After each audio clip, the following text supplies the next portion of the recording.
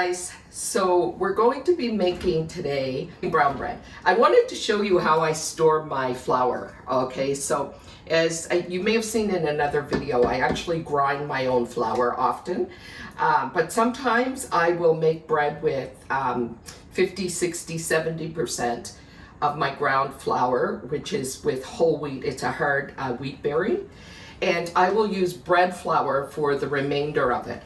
And the reason I use the bread flour is because it has a higher gluten content. And I actually will store it in this bucket with an oxygen absorber. And the oxygen absorber that I have in this bucket is appropriate for this size. So if you're really storing things in buckets, it's a good idea to use the oxygen absorbers. It keeps the moisture out of your buckets and it allows for longer storage. I also use what are called gamma lids on it. And these are for food storage. They're really good because keeps the pests out of your food. So if it's bugs or anything like that that you're worried about.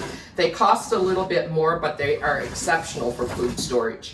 So I use these buckets for some of my dried pastas, and I use it for my flours as well, and all of my wheat berries as well. So I have wheat berries for hard wheat, soft wheat, oats, rye, and buckwheat.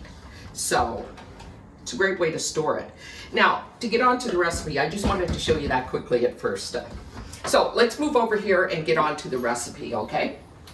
So this is a brown bread that goes really well with beans. What we have here is 2 cups of boiling water, and to that 2 cups of boiling water, I added 1 cup of oats. So now it's cooled down enough that it's warm, but it's not hot. And you have to make sure that it is warm and not hot, otherwise it'll kill your yeast, okay? So I'm going to put this in my KitchenAid mixer, which will make the mixing a lot easier in the kneading.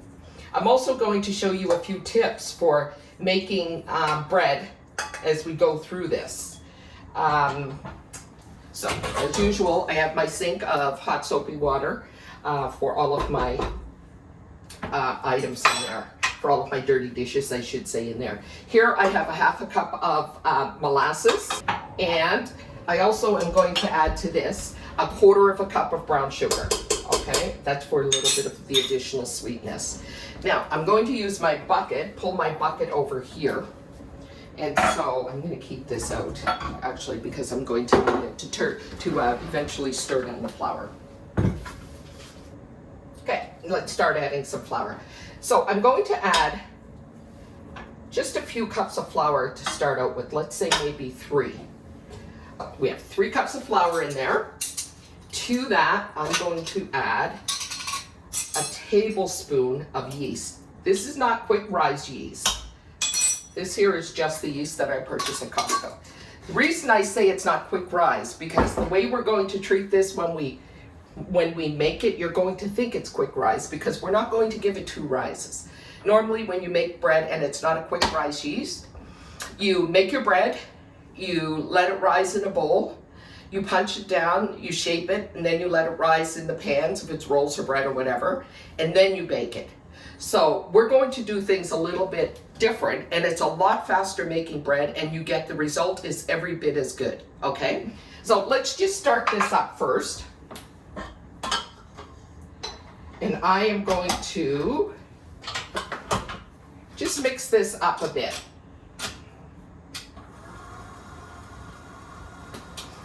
Just to bring it together. And so what I'm looking for is, I don't want this yet to form a real dough.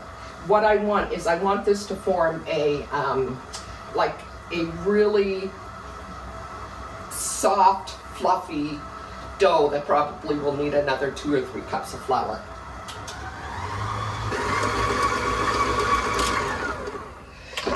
Okay, so I'm going to add just maybe, I want you to be able to see the texture at which I stop.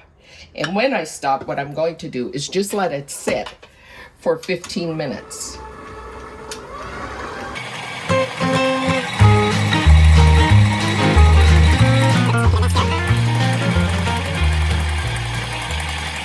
So we're looking for a really nice wet dough that we are just going to let proof.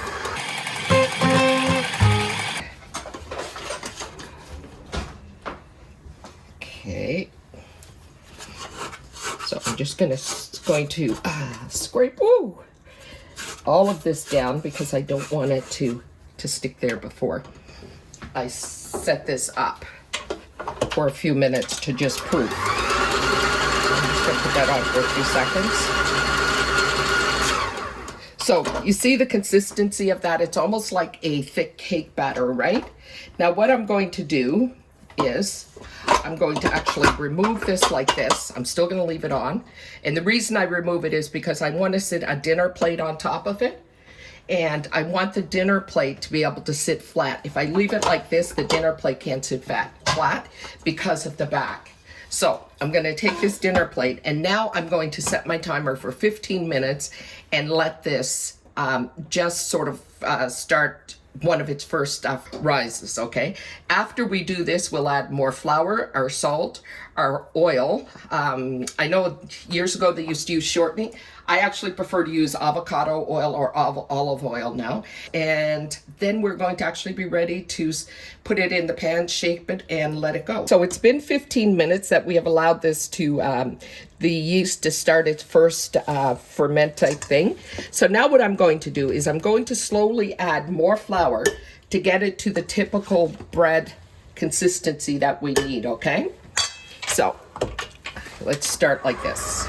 I really like using the KitchenAid mixer because it saves you from having to do it all by hand. Of course, you can do it all by hand if you like. There's something that's nice about that as well.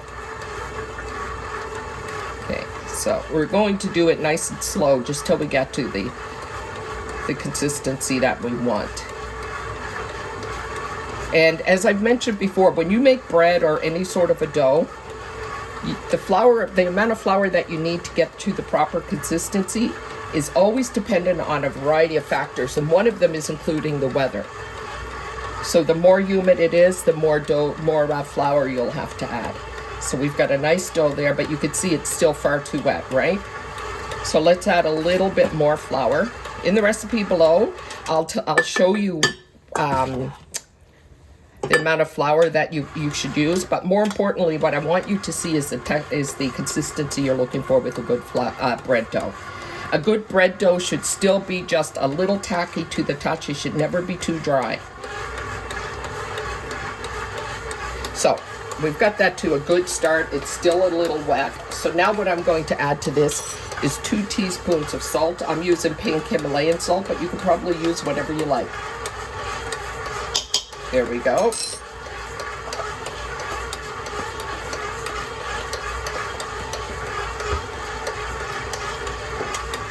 Still nice and wet, as you can see. And we want it wet enough so that it gathers up all of the flour that's around the bowl, and it'll actually end up cleaning the bowl as it goes. And so I think we have it about right now. So now what I'm going to add to this is some avocado oil. You can use olive oil. They used to use shortening before. I actually prefer avocado oil. It's healthier and it doesn't have a flavor. So I'm going to just put maybe about 1/4 of a cup of avocado oil in there. Yeah, that's probably about 3 tablespoons I put in there. That's going to be plenty.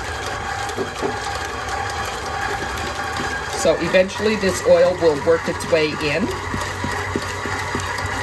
and we are going to end up with a beautiful dough. So I'm going to set my oven to proof now.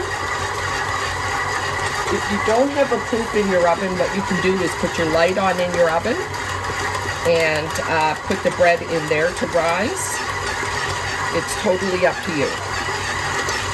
You could even, if you have a nice warm kitchen, you could even put it on in your kitchen. I have to apologize for the background noises. I'm mixing this and talking. Maybe I should just stop talking.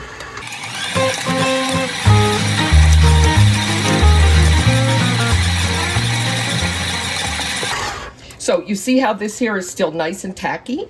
It's cleaning the bowl nicely. Now I'm just going to let this go for 4 more minutes. I'll set my timer for 4 minutes, and after the 4 minutes, I will put this in my greased pans. I already have my pans all set to go. They've already been greased.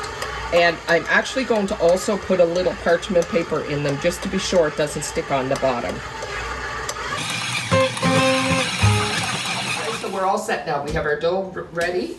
What I want to show you quickly is, I may be wasting my time, but for those who don't know, I actually do grease and then line my pans with parchment paper, okay? And I'm going to show you how I do this. I just take the parchment paper, drop it in the pan, take my finger, go around the pan like that, and then when I take the paper out, you can see where it's, I don't know if you can see or not, where it shows you the four corners of the bottom. So then I take and cut at an angle at each corner, okay? And when it goes back in, I'll show you what happens. So I can still clearly see the corners from where I marked it, just creased it a bit with my finger.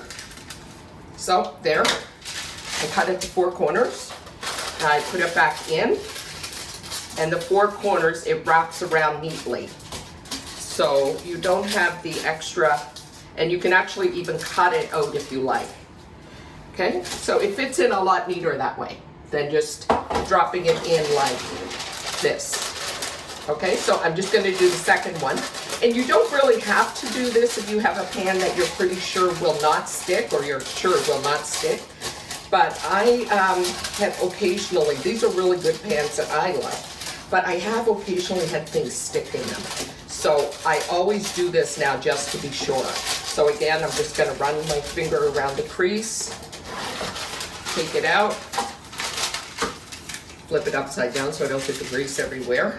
This takes just seconds to do. And, whoops, you don't have to be perfect or anything. Speaking of not being perfect, I hope you guys realize that we are just new to this whole video thing. So we do the best we can to show you what we're doing. Sometimes perhaps it could be done better, but we do what we can. We're not videographers or anything like that. So we hope you enjoy what we do. Okay, there we are. So our pans are all set to go. Now what I'm going to do is just sprinkle a little bit of flour. Never put too much flour on your board, because as I said, you don't want your dough to be too dry, because then you know that your bread will be dry. Okay, so we're just gonna put a little bit of flour down. There we go. I have, if you want the link for these, I think I have it in my, down below in the description box. We get these from Amazon. They're really inexpensive, and it's 3 in a package, and I love them. They're wonderful bench scrapers. I prefer it to the metal because they bend. So we're gonna get this dough out. There's not a whole lot stuck to the bowl, because the dough, as it was mixing, as you can see, as the dough was mixing, it sort of gathers all of that stuff up. So I put that to soak right away. And now we're just going to bring this together a bit.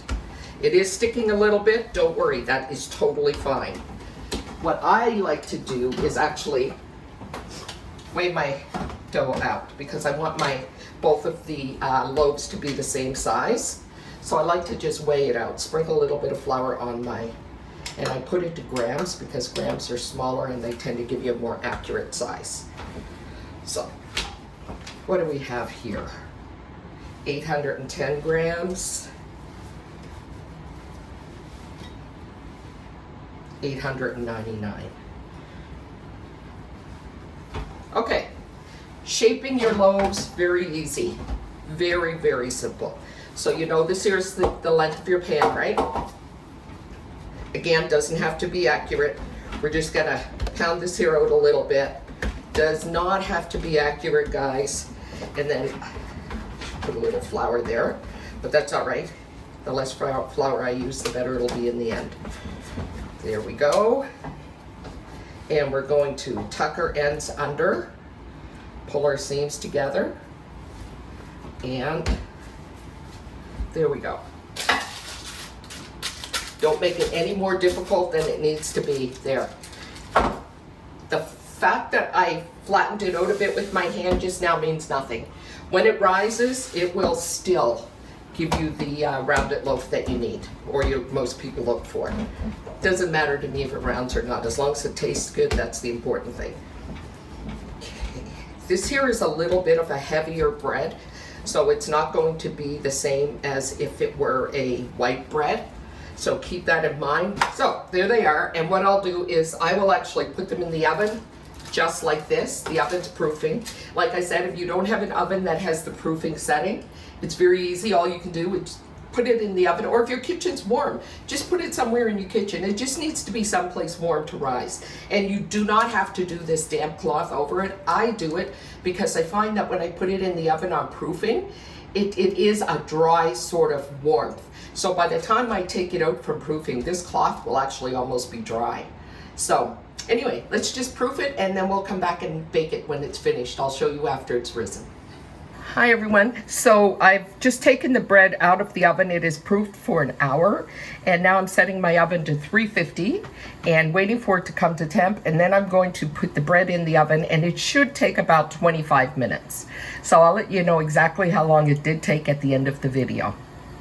Hi everyone. So I just took the bread out of the oven. As you can see, this is what happens when you don't seal the seam properly underneath, which I did not do with either one of my loaves.